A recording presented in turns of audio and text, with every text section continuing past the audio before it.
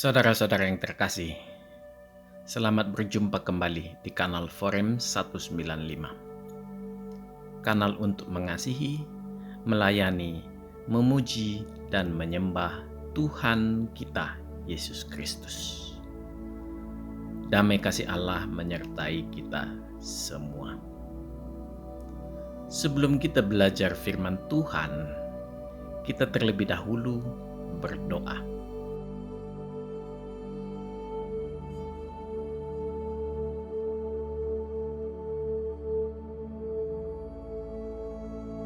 Allah yang baik, izinkan kami ya Tuhan untuk sedikit mengenali seperti apa adanya Engkau. Bukan hanya dari perbuatan-Mu, tetapi juga dari keberadaan-Mu. Dengan pengenalan kami yang semakin mendalam, kami tidak akan bisa diombang-ambingkan oleh iblis yang jahat, yang berupaya terus-menerus untuk menyerupakan Engkau dengan Allah yang lain.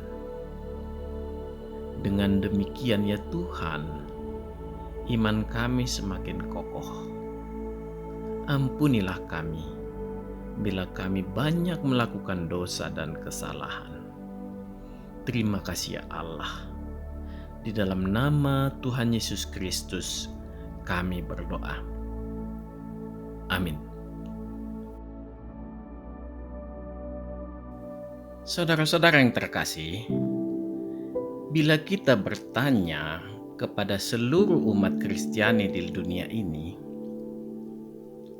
apakah saudara sudah selamat? 60-70% akan mengangguk pasti, yakin sudah selamat. 20% akan mengatakan, saya mengharapkan itu terjadi pada saya. Sisanya 10-20% mengatakan dengan dalam tanda kutip agak alkitabiah, kehendak Tuhan terjadilah. Bila kita melanjutkan dengan menanyakan dua hal, mengapa dan bagaimana Allah menyelamatkan kita? 100% akan menjawab berdasarkan Yohanes 3 ayat 16. Karena kasih Allah dan melalui pengorbanan Yesus Kristus, Anak Allah di kayu salib. Inilah latar belakang kita untuk belajar, untuk memperoleh kepastian apa penyebab timbulnya ketidaksesuaian antara pertanyaan dengan jawaban tersebut. Dari jawaban di atas memperlihatkan ada 30-40% yang belum masuk di nalarnya tentang keselamatan. Timbul pertanyaan di benak kita. Mengapa dari jawaban yang mengatakan 100% mengerti tentang mengapa dan bagaimana Allah menyelamatkan kita, bisa menghasilkan suatu ketidakpastian yang relatif cukup besar? Di sini tampak ada satu benang merah yang terputus. Mari kita mencari tahu dengan mendalami hal ini. Kita akan melihatnya dari suatu pertanyaan yang cukup menggelitik hati kita. Apakah benar keselamatan itu tanpa memerlukan syarat? Kalau gratis atau cuma-cuma, memang Allah tidak membutuhkan apa-apa. Tetapi kalau tanpa syarat, saya sangat meragukannya. Kalau kita mau jujur, syarat tersebut sangat terang benderang ada. Kita yang merejusir menjadikan syarat tersebut menjadi tidak berarti. Bahkan kita anggap tidak ada. Syarat ini memang membutuhkan kejujuran dari diri kita. Kebanyakan para pengajar iman Kristen enggan membahas topik ini, cenderung menghindarinya karena membuat rasa tidak nyaman pada umat, seakan-akan menelanjangi umat yang bisa berefek kurang lakunya khotbah yang dibawakan. Dengan mendalami dan memahami ini akan membuka mata kita tentang kondisi real di mata kita yang sangat menggampangkan keselamatan. Dengan pembelajaran ini, benang merah itu harus dapat kita sambung kembali. Untuk mendalami pertanyaan-pertanyaan di atas, kita perlu mengupas lebih dalam pada video lepas kita yang keempat sampai ketujuh ini. Kita memulainya di video lepas yang keempat ini dan akan dilanjutkan di video lepas yang kelima.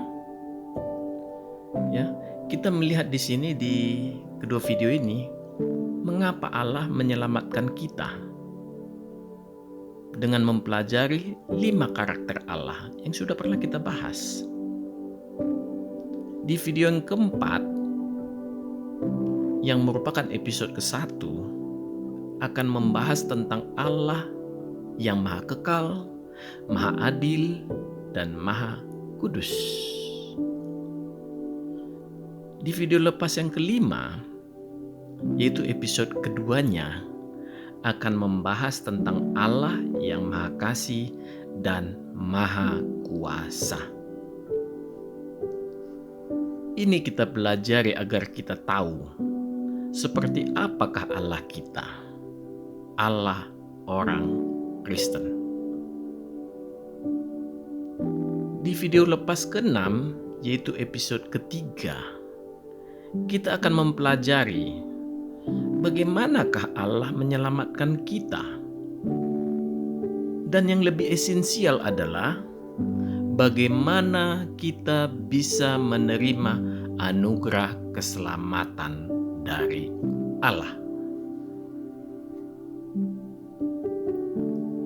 Di bagian terakhir video lepas ke-7, episode yang keempatnya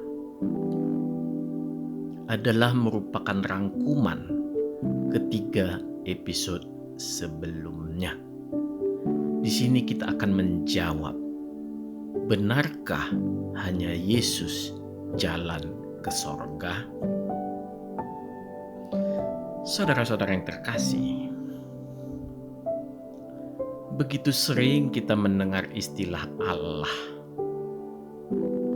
meskipun sebenarnya dalam konteks dan arti yang sering berbeda-beda di dalam setiap pikiran manusia. Meskipun demikian, hampir setiap manusia mengakui adanya supremasi keberadaan sesuatu, dalam tanda kutip, makhluk yang kemampuannya di atas manusia.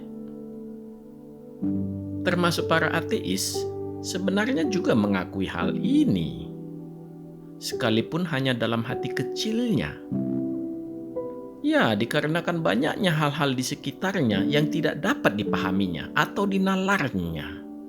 Jadi sebenarnya lah tidak ada ateis yang murni di dunia ini. Bagi kebanyakan ilmuwan tentang Allah ini, mereka cenderung mengatakan dalam bentuk lain, yaitu makhluk yang tingkat inteligensianya ya minimal pengetahuannya di atas manusia. Meskipun sebenarnya lebih banyak ilmuwan lebih senang mengatakan adanya makhluk yang memiliki tingkat kemajuan yang jauh di depan manusia.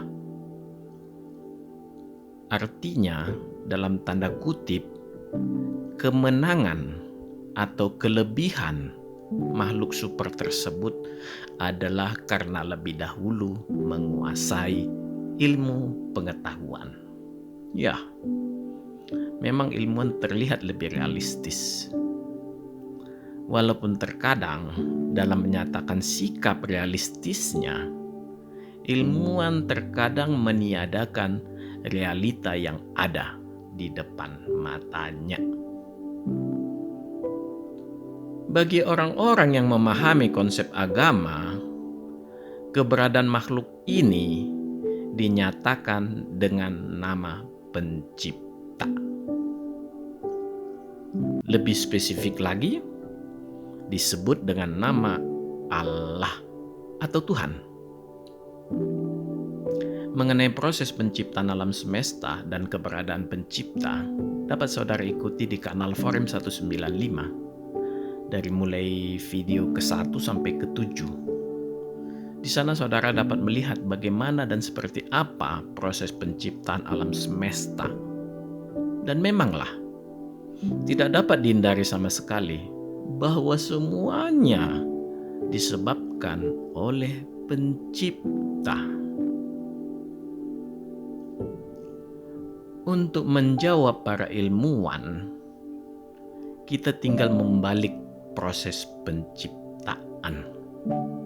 Kalau secara teknikal, secara teknik, cara seperti ini sering disebut reverse engineering. Menjadikan proses penciptaan menjadi sebuah masterpiece of design for creation.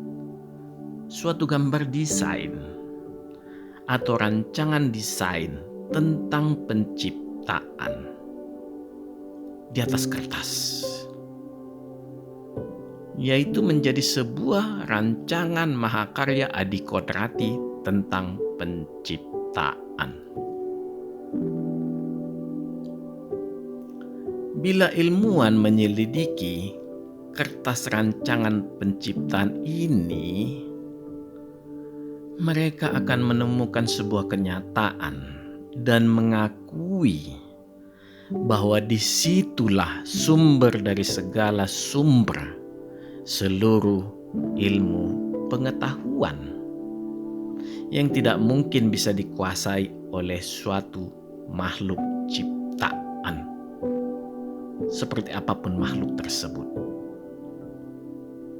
Ya, hanya pencipta, hanya Allah, pemilik seluruh pengetahuan itu. Bahkan yang menciptakan makhluk, kembali kita sebut dalam tanda kutip, yang terlebih dahulu cerdas dari manusia dalam hal penguasaan ilmu pengetahuan. Ya, seperti yang ada di benak para ilmuwan. Itu pun kalau makhluk imajinasinya tersebut ada. Memanglah alam semesta dan seluruh isinya tidak tercipta begitu saja, atau dengan sendirinya, atau dengan spontan. Karena semua ciptaan tersebut tercipta dengan sangat baik, tidak asal-asalan, melainkan penuh integritas. Pencipta menerapkan hukum-hukumnya untuk diikuti seluruh alam ciptaannya. Itulah pencipta yang sempurna. Itulah Allah. Di dalam kesempurnaannya, pencipta, yaitu Allah, memiliki identitas yang bisa kita sebut sebagai karakteristik Allah, yaitu Maha Kekal, Maha Adil, Maha Kudus, Maha Kasih, dan Maha Kuasa. Kelima karakteristik Allah ini hidup. Marilah kita lihat satu persatu karakter Allah ini. Yang pertama, karakter Maha Kekal. Allah yang Maha Kekal, awal dan akhir segala sesuatu. Di dalam framing waktu Allah sendiri. Arti lebih spesifik, Allah menguasai dimensi waktu yang ada di alam semesta yang diciptakannya. Dialah Alfa dan dialah Omega, yang awal dan yang akhir. Allah sudah ada sebelum segala sesuatu diciptakannya. Allah tetap ada setelah segala sesuatu yang diciptakannya berakhir ataupun berubah bentuk. Sebagaimana kesaksian Alkitab, menjadi langit baru dan bumi baru. Allah tetap ada selamanya. Ini hanya memiliki arti waktu tidak berlaku bagi Allah. Dengan kata lain, dialah pemilik waktu tersebut. Alkitab bersaksi bahwa Allah adalah Roh. Ini bisa kita lihat di 2 Korintus 3 ayat 17. 2 Korintus 3 ayat 17. Sebab Tuhan adalah Roh, dan di mana ada Roh Allah, di situ ada kemerdekaan. Kita lihat lagi di Yohanes 4 ayat 24. Yohanes 4 ayat 24, Allah itu Roh, dan barang siapa menyembah Dia harus menyembahnya dalam roh dan kebenaran. Alkitab tidak menjelaskan pengertian roh itu apa dan seperti apa. Tetapi Alkitab memperlihatkan kebagaimanaan roh itu. Semua kebagaimanaan roh itu mendukung kekekalan Allah yang tidak mengenal waktu. Jadi, di sini kita tidak bisa membayangkan Allah seperti zat padat, zat cair, atau yang lebih mirip adalah zat gas. Sama sekali sangat jauh pengertiannya. Karena ketiga hal tersebut adalah wujud dari materi. Saya ulangin. Ketiga hal tersebut adalah wujud dari materi. Ketiganya memiliki massa. Bila memiliki massa, sudah pasti dikuasai waktu. Jadi roh bukan materi. Allah itu bukan zat. Allah adalah roh pemilik waktu. Dia ada di mana-mana. Pada waktu yang bersamaan, Dia ada dimanapun. Alkitab mengatakan lebih detail. Ya, Alkitab mengatakan sangat detail ya. Bahwa semua ciptaan ada di dalam Dia. Di dalam Tuhan Yesus Kristus. Di dalam Allah. Artinya, semua hal di alam semesta dan seluruh isinya Dia ketahui tanpa dipengaruhi waktu. Dari mulai awal penciptaan sampai akhirnya, semua diketahuinya. Kita menjalani waktu kita di dunia itu terjadi di dalam Allah. Karena semua ada di dalam Dia. Ini dapat kita baca di kitab Kolose 1 ayat 16. Kolose 1 ayat 16. Karena di dalam Dialah telah diciptakan segala sesuatu yang ada di sorga dan yang ada di bumi, yang kelihatan dan yang tidak kelihatan, baik singgasana maupun kerajaan, baik pemerintah maupun penguasa. Segala sesuatu diciptakan oleh Dia dan untuk Dia. Segala puji untuk Tuhan Yesus Kristus. Saudara-saudara dan para sahabat Kanal Forum 195 yang terkasih, kita sudah melihat Allah hadir sebelum penciptaan. Sekarang marilah kita mendalami sedikit tentang kehadiran Allah di dalam rentang sejarah kehidupan manusia, supaya kita bisa merasakan kehadiran Allah sebagai wujud bahwa segalanya ada di dalam Dia.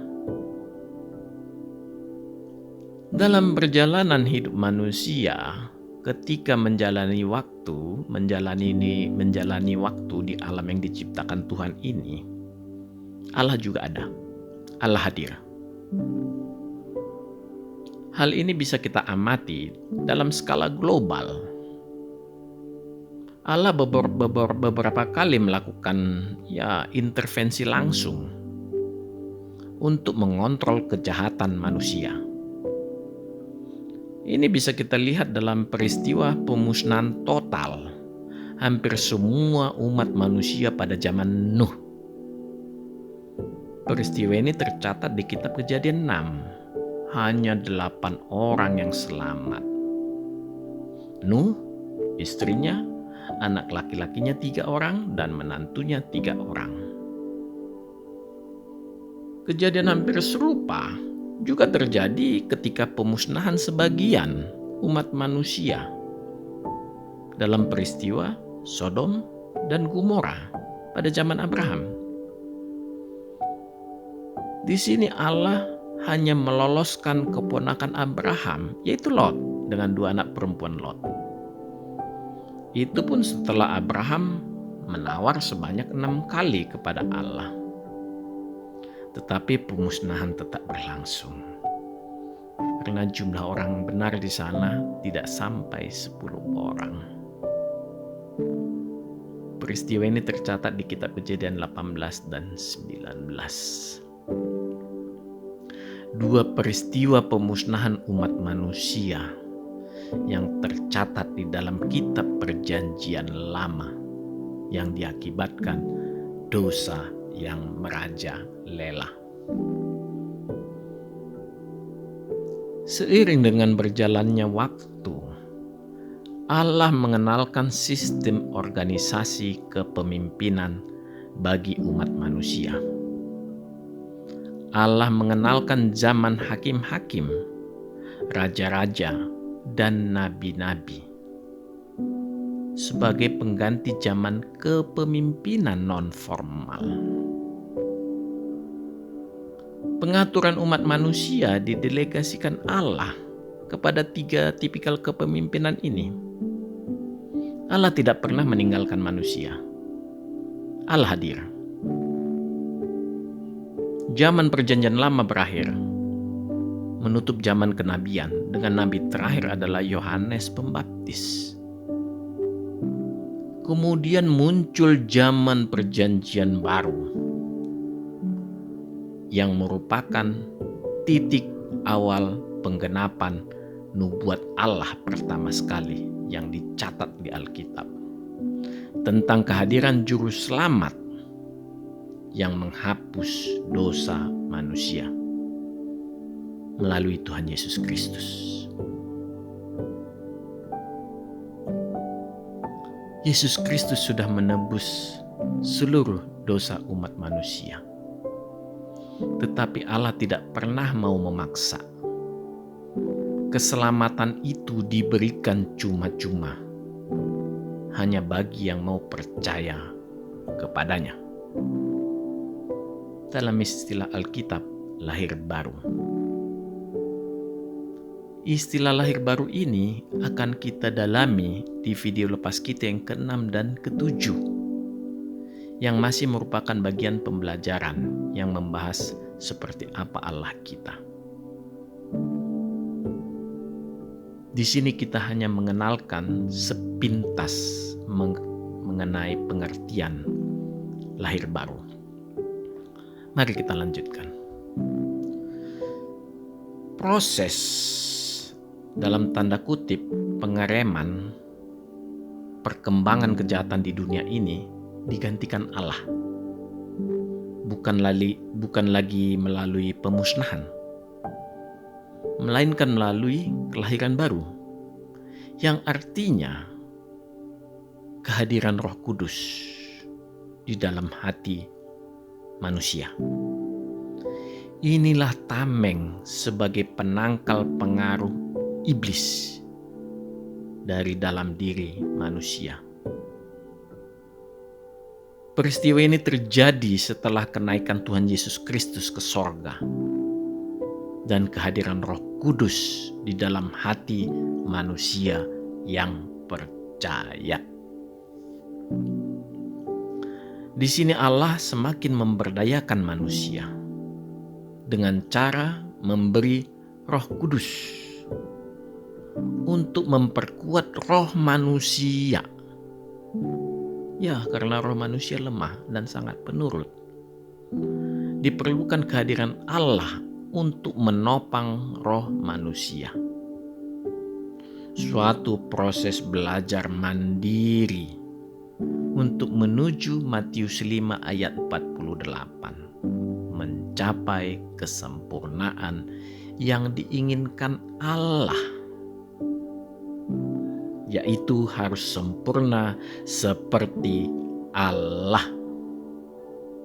Allah tahu kita tidak akan mampu melawan iblis.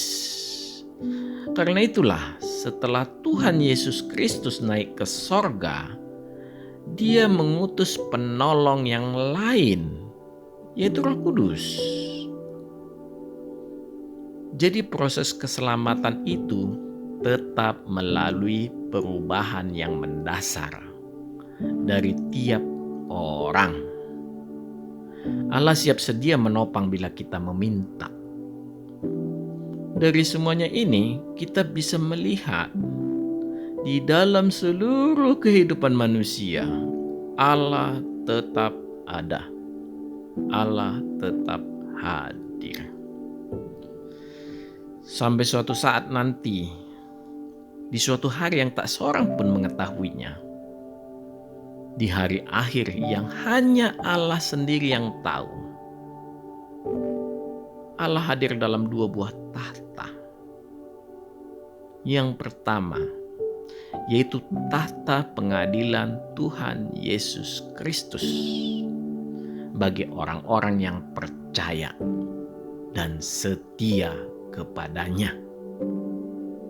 Dan yang kedua, tahta putih besar, yaitu tahta penghakiman Tuhan Yesus Kristus bagi yang tidak percaya ataupun yang pura-pura percaya. Pada saat digelar tahta pengadilan, Tuhan Yesus Kristuslah sebagai pengadilnya. Dia akan mempersilakan umatnya yang percaya dan setia kepada Allah untuk hidup bersamanya di dalam sorga Allah. Ditambahkan dengan upah atas kesetiaan sebagai umat yang percaya. Karena tahta pengadilan Kristus hanya memperhitungkan tambahan bonus upah sebenarnya. Upah atas kesetiaan umat Allah ini. Berbahagialah umat Tuhan yang masuk ke dalam tahta pengadilan Tuhan Yesus Kristus ini. Bagi iblis dan pengikutnya, dan juga orang Kristen yang tidak setia, akan mengalami tahta putih besar. Tidak akan mengalami tahta pengadilan ini. Kelompok ini akan dihadapkan pada tahta penghakiman Kristus. Orang Kristen yang tidak setia ini, mereka hanya tampak seperti orang Kristen, tetapi sebenarnya mereka hanyalah pura-pura Kristen. Sangatlah sulit sebenarnya bila mereka dikatakan tidak mengenal Tuhan Yesus Kristus yang telah menganugerahkan keselamatan. Di dalam kehidupannya, dia mengkhianati Tuhan dengan berpura-pura sebagai orang yang setia. Setia yang hanya di dalam pandangan mata manusia. Mereka menyalibkan Kristus yang kedua kalinya. Ya, mereka bukanlah Kristen. Inilah pengikut iblis dengan kecerdasan tinggi dan sangat berbahaya. Karena tetap menyamar sebagai orang Kristen untuk menerkam domba Allah. Allah memiliki penampi yang sangat akurat, yang dapat memisahkan bulir gabah yang bernas karena berisi dengan bulir yang kosong. Manusia tidak tahu, tetapi Allah tahu. Pada saat digelar penghakiman tahta putih besar ini, Tuhan Yesus Kristuslah hakimnya. Dia akan melemparkan iblis dan pengikutnya yang tidak percaya kepadanya ke dalam api neraka yang bernyala-nyala. Setelah pengadilan dan penghakiman kedua tahta ini, dimulailah babak baru, kehidupan kekal selamanya. Sampai berakhirnya sejarah umat manusia di dunia ini, Allah ada. Allah hadir. Alkitab menubuatkan ini semuanya dari kitab Kejadian sampai Wahyu. Inilah benang merah Alkitab. Tampak seperti buku cerita yang sangat menarik. Seluruhnya berkaitan, sangat teratur, dan ditulis selama lebih dari 1500 tahun. Alkitab luar biasa. Karena tulisan di dalamnya dilakukan para penulisnya dan ilhamnya diberikan oleh Allah yang Maha Kuasa dan Maha Mulia. Adakah kitab suci seperti Alkitab?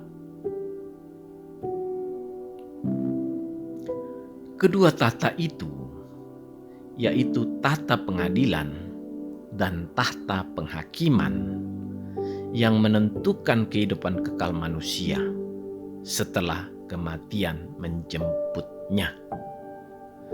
Di atas kedua tahta itu, pengadil dan hakimnya sama, Tuhan Yesus Kristus.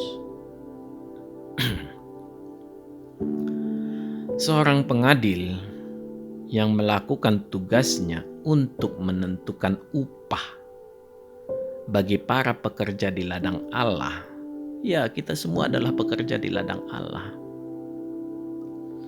Pengadil itu haruslah dia seorang yang maha adil. Dan seorang hakim yang melakukan tugasnya yang berkaitan dengan dosa, yang meliputi kehidupan seluruh manusia, haruslah dia seorang yang maha suci atau maha kudus. Kedua otoritas tersebut ada di dalam diri Tuhan Yesus Kristus. Dia maha adil dan maha kudus. Adakah manusia yang tidak berdosa yang pernah lahir di dunia ini seperti Yesus Kristus? Kenalilah Tuhan Yesus Kristus dengan baik. Gentarlah kepadanya selagi kita masih diberinya waktu. Sebagaimana kesaksian Alkitab, tampak dari seluruh penjabaran ini terlihat jelas bahwa Allah selalu hadir. Baik sebelum menciptakan dunia, baik dalam menyertai manusia di dalam sejarah kehidupan manusia, hingga pada saat akhir dunia nanti. Penyertaan Allah selalu ada, baik secara keseluruhan umat manusia ataupun secara manusia pribadi per pribadi. Dia sangat peduli kepada manusia sebagai makhluk yang sangat dikasihinya. Inilah Allah yang kekal, yang selalu hadir di dalam segala zaman. Saudara-saudara dan para sahabat kanal Forum 195 yang terkasih, marilah kita melihat karakter Allah yang selanjutnya. Yang kedua, karakter Maha Adil. Adalah Allah yang berintegritas, Allah yang setia menerapkan hukumnya untuk mengatur segala sesuatu di alam semesta, untuk menciptakan keharmonisan bagi seluruh ciptaan. Dia bukanlah pencipta yang sembrono, pencipta yang asal-asalan. Bila dia pencipta yang sembrono, asal-asalan, ya tidaklah berguna dia mencipta. Karena semuanya seketika itu juga akan hancur lebur kembali. Karena integritasnya, dia memberikan hukumnya supaya seluruh dinamika di alam semesta ini berjalan dengan baik. Pelanggaran terhadap hukum Allah ini hanya mengakibatkan kekacauan yang berujung pada kehancuran. Di dalam skala batin manusia, pelanggaran terhadap hukum Allah atau firman Allah akan menyebabkan dosa yang berujung pada kematian kekal. Disinilah Allah memperlihatkan dirinya sebagai pencipta yang berintegritas, bertanggung jawab. Dia menciptakan dengan amat sangat baiknya. Dalam kesempurnaan sebagai ciptaan, manusia diberinya kebebasan dan identitas ilahi di dalam hati manusia, yaitu roh manusia. Sehingga manusia segambar dengan Allah. Di depan manusia banyak pilihan-pilihan. Kita semua mengetahui pilihan akhir manusia, yaitu memilih melanggar hukum Allah. Apakah Allah salah? Sama sekali tidak. Tanpa kebebasan yang diberikan Allah, manusia bukanlah ciptaan yang paling sempurna. Justru itu akan melanggar prinsip penciptaan yang dilakukan Allah, yang berdasarkan pengekspresian kemuliaannya, yaitu gambarnya sendiri. Allah tidak menciptakan robot. Secanggih apapun robot itu, tetaplah robot. Semua sudah terjadi. Hukum sudah diberikan. Manusia memilih untuk melanggarnya. Dosa merambat di dalam seluruh aspek kehidupan manusia. Di dalam fase zaman akhir ini, Allah memberikan jalan. Seperti nubuatan Allah pertama sekali di Alkitab, janji akan kedatangan penebus. Kenapa fase zaman akhir? Ya, banyak zaman sudah dilalui manusia, penuh keletihan hidup, menjalankan seluruh hukum-hukum yang membebani pundak, tetapi tidak mengurangi peningkatan kadar atau kualitas dosa. Manusia hanya bisa terseok-seok dalam mencari keselamatan hidup dengan terus-menerus berada di dalam gelimangan dosa. Seluruh jalan keluar tertutup. Kematian kekal menunggu manusia karena upah pelanggaran hukum adalah maut, kematian kekal. Manusia baru bisa lepas dari hukum apabila dosanya telah terbayar.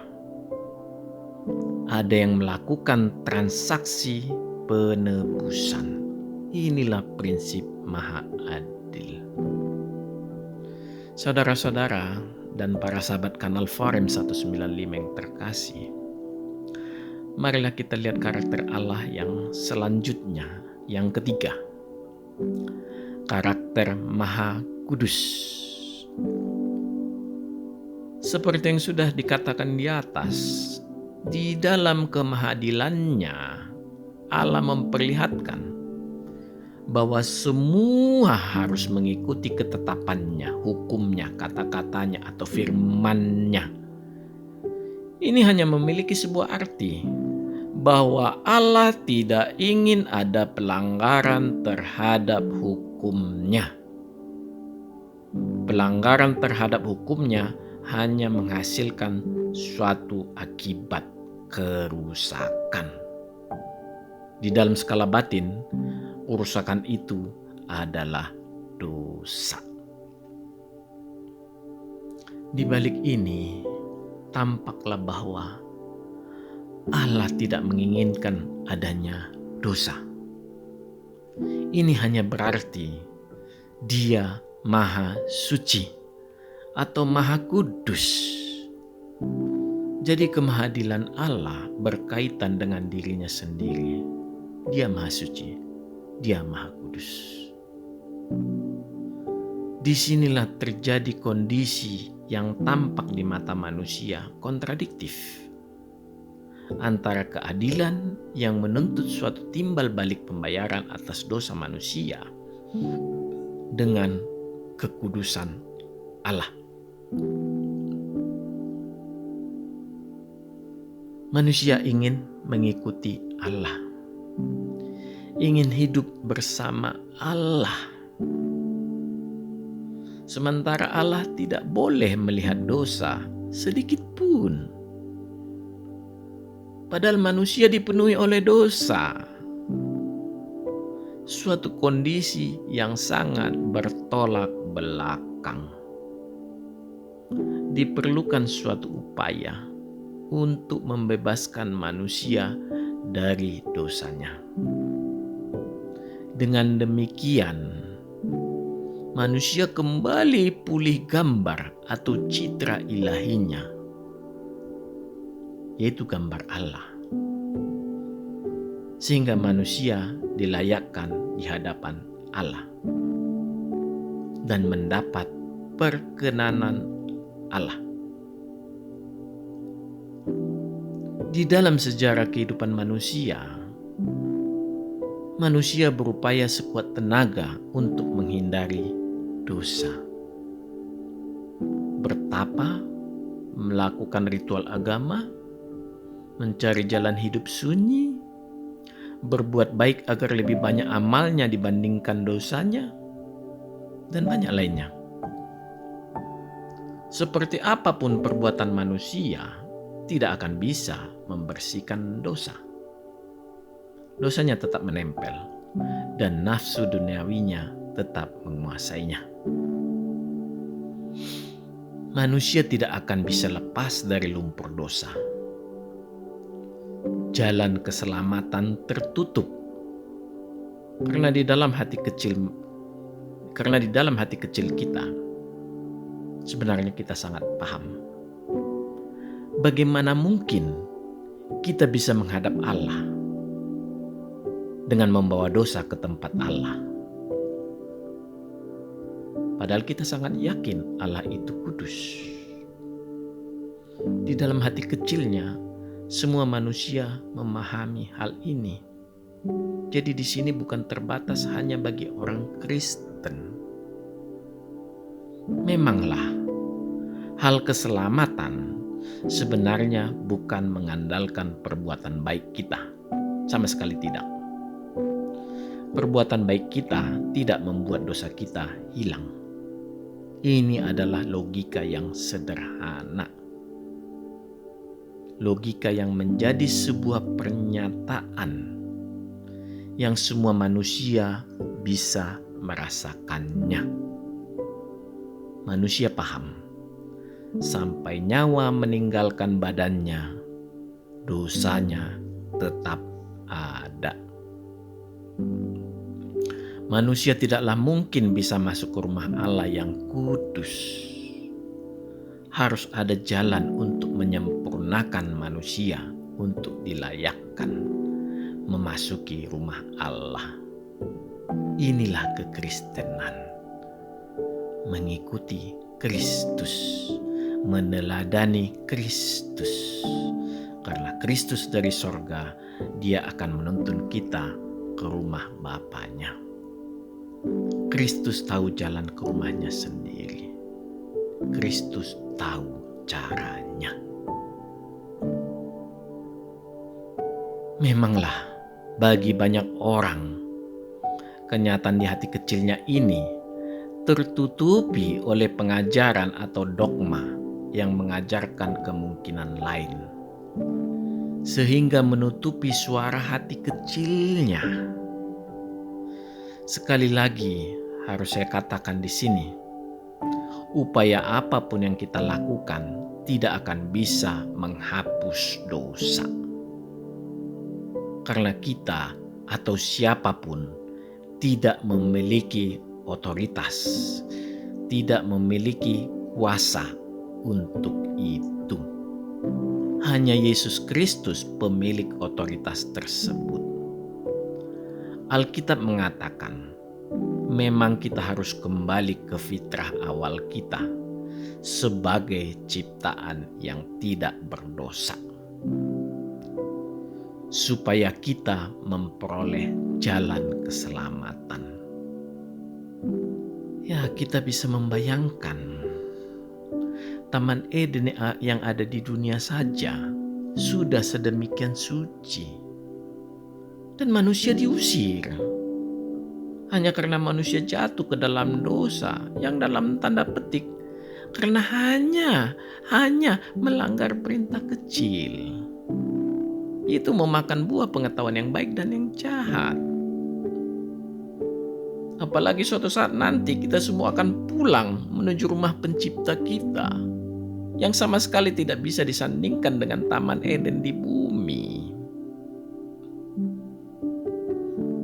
Kembali kita harus sadar bahwa kita diciptakan di awalnya sempurna, tanpa dosa.